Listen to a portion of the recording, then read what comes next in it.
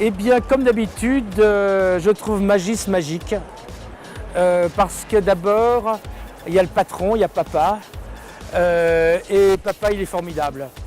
Papa vient de me dire, tu sais, le moule pour la Calipo, c'est un moule très compliqué. Et normalement, quand un éditeur dit c'est un moule très compliqué, ça veut dire que ou il va abandonner, ou ça va pas être très drôle. Et lui, c'était un plaisir.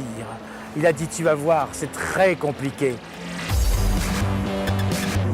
Et donc, un homme comme ça, c'est rare.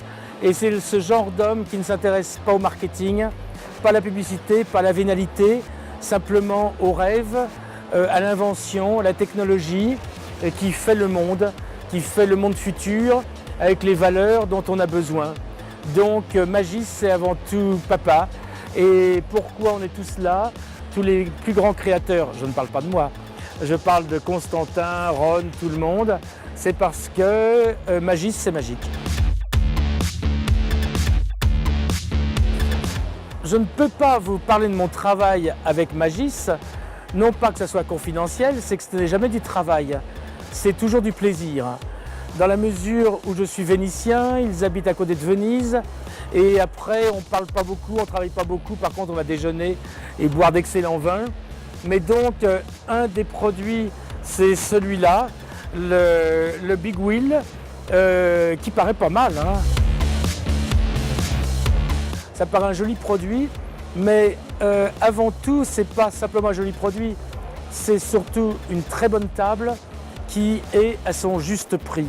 Car aujourd'hui, parler de beauté sans parler du coût de l'objet ou même de son écologie ne veut rien dire. Là, c'est un produit qui est extrêmement équilibré entre sa technique, sa matière, son coût, son futur. Donc on est très très content. Il y a le Calipo qui a été dessiné par Ambroise qui était là, qui est là, tiens c'est Ambroise, qui est aussi une table comme ça, qui est plus magique, puisque celle-là elle est magique parce qu'elle a une roue, la pauvre, elle a perdu les autres roues, et tandis que le Calipo il vole, il n'y a plus de pieds, il vole, et on a l'impression qu'il vole sur 4 esquimaux de couleur, donc c'est formidable. Et après, il y a derrière moi le chien savant que j'adore.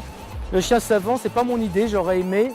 J'ai toujours été intéressé par l'idée du bureau avec le siège pour les enfants, de façon amusante. Et là, il y a une jeune fille suisse qui un jour avait un dessin un petit peu sur cette idée-là.